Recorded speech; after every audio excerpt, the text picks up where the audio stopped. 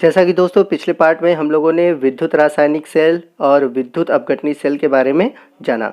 आज के इस वीडियो में हम जानेंगे विद्युत अपघटनी सेल और विद्युत रासायनिक सेल में क्या अंतर है। इसके अलावा हम प्राथमिक सेल और द्वितीयक सेल में क्या अंतर होते हैं, इन दोनों के बारे में जानेंगे। तो आइए वीडियो को स्टार्ट करते हैं। तो जैसा कि आप देख सकते हैं, आपके लेफ्ट साइड है विद्युत रासायनिक सेल और राइट साइड है विद्युत अपघटनी सेल। तो हम बात करें विद्युत रासायनिक सेल की, तो ये रासायनिक ऊर्जा को विद्युत ऊर्जा में बदलते हैं। यानी कि जो विद्युत रासायनिक सेल होते हैं ये क्या करते हैं, रासायनिक ऊर्जा को विद्युत ऊर्जा में बदलते हैं। वही हम बात करें विद्युत अपघटनी सेल की, तो ये विद्युत ऊर्जा को रासायनिक ऊर्जा में बदलते हैं। तो जैसा कि आप विद्युत अपघटनी सेल में देखे थे कि उसमें हम बाह्य स्रोत यानी कि बैटरी के द्वारा हम इन सेलों को अलग से विद्युत ऊर्जा देते हैं और उस विद्युत ऊर्जा से रासायनिक ऊर्जा प्राप्त होती है। नेक्स्ट हम बात करते हैं विद्युत रासायनिक सेल की। तो इनमें जो एनोड होता है वो ऋण आवेशित होता है, जबकि जो कैथोड होता है वो धन आवेशित होता है। वहीं बात करें हम विद्युत अपघटनी सेल की, तो आपने देखा था कि विद्युत अपघटनी सेल में एनोड धन आवेशित होता है, जबकि जो कैथोड होता है वो ऋण आवेशित होता है। वहीं बात करें हम विद्युत रासायनिक सेल के तीसरे अंतर की, तो इसमें लवण सेतु काम में आता है। यानी कि जब आपने डेनियल सेल पढ़ा तो डेनियल सेल में आपने देखा कि डेनियल सेल में दो अर्ध सेल थे, एक आपका था कैथोड और एक था एनोड, और ये एक दूसरे से लवण सेतु, जिसे इंग्लिश में बोलते हैं साल्ट ब्रिज, के द्वारा जुड़े थे। वहीं हम बात करें विद्युत अपघटनी सेल की, तो विद्युत अपघटनी सेल में कोई भी लवण सेतु यानी कि लवण सेतु जैसी संरचना नहीं पाई जाती। जैसा कि आप इमेज में नीचे देख सकते हैं कि आपका जो विद्युत अपघटनी सेल है इसमें कोई भी लवण सेतु नहीं है, जबकि आप देख रहे हैं कि जो डेनियल सेल है यानी कि जो विद्युत रासायनिक सेल का उदाहरण डेनियल सेल है, इसमें आपको लवण सेतु दिखाई दे रहा होगा। नेक्स्ट हम बात करते हैं अंतर की। चौथा जो अंतर है, इसमें क्रिया स्वतः होती है। यानी कि जो विद्युत रासायनिक सेल होते हैं इनमें अभिक्रिया के लिए कोई बाह्य स्रोत की आवश्यकता नहीं होती। यानी कि विद्युत रासायनिक सेल में जो भी रासायनिक क्रियाएं होती हैं वो अपने आप होती हैं। जबकि अगर हम बात करें विद्युत अपघटनी सेल की, तो विद्युत अपघटनी सेल में ऐसा नहीं होता। विद्युत अपघटनी सेल में स्वतः क्रिया नहीं होती। इसमें हम क्या कहते हैं कि बाह्य स्रोत से ऊर्जा देते हैं। जैसे कि हम बाह्य स्रोत के रूप में बैटरी दे दिए, जैसा कि इमेज में आप देख सकते हैं, तो बैटरी के थ्रू इसको विद्युत ऊर्जा देते हैं, और जब विद्युत ऊर्जा देते हैं तो रासायनिक प्रक्रिया होती है। तो इसलिए हम कहते हैं कि विद्युत अपघटनी सेल में स्वतः क्रिया नहीं होती, जबकि विद्युत रासायनिक सेल में स्वतः क्रिया होती है। बात करते हैं अगले अंतर की। तो अगला अंतर ये कहता है कि जो विद्युत रासायनिक सेल होते हैं इसमें अलग अलग दो पात्र होते हैं। जैसा कि इमेज में आप देख सकते हैं कि इसमें एक जो पात्र होता है वो कैथोड का कार्य करता है और जो दूसरा पात्र होता है वो एनोड का कार्य करता है। तो विद्युत रासायनिक सेल में बाईं तरफ होता है एनोड और दाईं तरफ होता है कैथोड, जैसा कि इमेज में आप देख सकते हैं। वहीं हम बात करें विद्युत अपघटनी सेल की, तो विद्युत अपघटनी सेल में एक ही पात्र में एनोड और कैथोड दोनों होते हैं। नीचे आप इमेज में देख सकते हैं कि आपको एक ही पात्र में कैथोड और एनोड दोनों दिखाई देंगे। तो ये था हमारा अंतर विद्युत रासायनिक सेल और विद्युत अपघटनी सेल में। आई होप आपको समझ में आ गया होगा।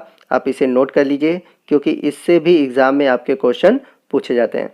नेक्स्ट हम बात करते हैं प्राथमिक सेल और द्वितीयक सेल में अंतर की। आइए देखें कि प्राथमिक सेल और द्वितीयक सेल में क्या अंतर है। तो यदि हम बात करें प्राथमिक सेल और द्वितीयक सेल के अंतर की, तो सबसे पहले आप प्राथमिक सेल के लिए अपने दिमाग में इमेज बनाइए। वो इमेज आप जैसे आप दिमाग में रख सकते हैं कि टॉर्च या घड़ी में जो बैटरी यूज़ होती है वो एक तरह से क्या है, प्राथमिक सेल का उदाहरण है। जैसे कि शुष्क सेल की हम बात कर दें तो उसकी कल्पना अपने दिमाग में कीजिए। और द्वितीयक सेल के लिए आप कल्पना कीजिए कि जो इन्वर्टर की आपकी बैटरी होती है वो क्या है, आपकी द्वितीयक सेल है।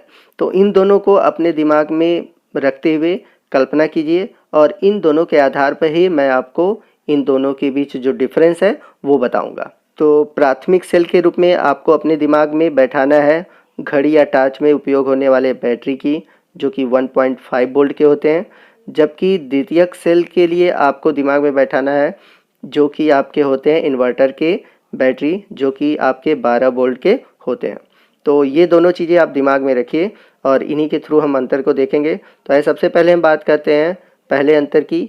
तो यदि हम बात करें प्राथमिक सेल की, निरावेशित होने के बाद इन्हें पुनः आवेशित नहीं किया जा सकता।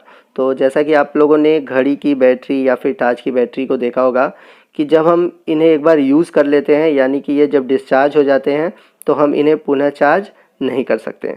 बट अगर हम बात करें द्वितीयक सेल यानी कि इन्वर्टर सेल की बैटरी की, तो ये निरावेशित होने के बाद पुनः आवेशित किया जा सकता है। यानी कि आपने देखा होगा कि जब इन्वर्टर की बैटरी डिस्चार्ज होती है तो उन्हें हम पुनः चार्ज करके यूज कर सकते हैं। बात करते हैं हम प्राथमिक सेल के दूसरे अंतर की, तो इसमें होने वाली जो रासायनिक अभिक्रिया है वो अनुत्क्रमणीय अभिक्रियाएं होती हैं। यानी कि इसमें एक बार रासायनिक अभिक्रिया हो गई तो दोबारा रासायनिक अभिक्रिया नहीं होती। इस कारण ही इन्हें दोबारा यानी कि डिस्चार्ज होने के बाद यानी कि निरावेशित होने के बाद पुनः आवेशित नहीं किया जा सकता। वहीं बात करें हम द्वितीयक सेल की, तो इसमें होने वाली अभिक्रियाएं जो होती हैं वो उत्क्रमणीय होती हैं। यानी कि अगर एक बार अभिक्रिया हुई तो प्रोडक्ट बना, फिर वापस प्रोडक्ट से हम सबस्ट्रेट प्राप्त कर सकते हैं। यानी कि इसमें अभिक्रियाएं निरावेशित होने के बाद इन्हें हम पुनः आवेशित कर सकते हैं। तो इसलिए पॉसिबल होता है कि इसमें उत्क्रमणीय अभिक्रियाएं होती हैं। तीसरे अंतर की बात करते हैं प्राथमिक सेल की, तो यह आकार में छोटा तथा हल्का होने से परिवहन में भी आसानी होती है और इसके साथ साथ ये सस्ता होता है। तो आपने देखा होगा कि जो घड़ी या टॉर्च की जो बैटरियां होती है वो छोटी, हल्की और आसानी से कैरी की जा सकती हैं और सस्ता होता है। वही बात करें हम द्वितीयक सेल की यानी कि इन्वर्टर की बैटरी की, तो यह आकार में सामान्यतः बड़ा, भारी होने के साथ साथ परिवहन में असुविधा होती है और ये साथ साथ महंगा भी होता है। बात करते हैं प्राथमिक सेल के अगले अंतर की, इसमें केवल कम धारा प्राप्त की जाती है। यानी कि प्राथमिक सेल से आप बहुत कम धारा प्राप्त कर सकते हैं, परंतु वहीं बात करें हम द्वितीयक सेल की, तो इससे हमें अत्यधिक धारा प्राप्त होती है। जैसा कि मैंने आपको बताया था कि जो प्राथमिक सेल यानी कि जो घड़ी या टॉर्च की बैटरियां होती है इससे केवल 1.5 वोल्ट प्राप्त होता है, जबकि जो द्वितीयक सेल है यानी कि जो इन्वर्टर की बैटरी है उससे हमें 12 वोल्ट प्राप्त होता है। तो ये था हमारा प्राथमिक सेल और द्वितीयक सेल में अंतर। तो आपको आज का वीडियो कैसा लगा आप ज़रूर हमें कमेंट करके बताइएगा। कोई भी डाउट हो हमसे कमेंट करके पूछ सकते हैं। वीडियो अच्छा लगा तो वीडियो को ज़रूर लाइक कीजिएगा और यदि आप हमारे चैनल पर नए हैं और अभी तक आपने हमारे चैनल को सब्सक्राइब नहीं किया है तो प्लीज़ आप हमारे चैनल को सब्सक्राइब कीजिए और बगल में जो बेल आइकन है उसको प्रेस कीजिए ताकि जब भी मैं कोई नया वीडियो अपलोड करूँ उसका नोटिफिकेशन आपको मिलता रहे। तो आज के लिए बस इतना ही। जय हिंद, जय भारत।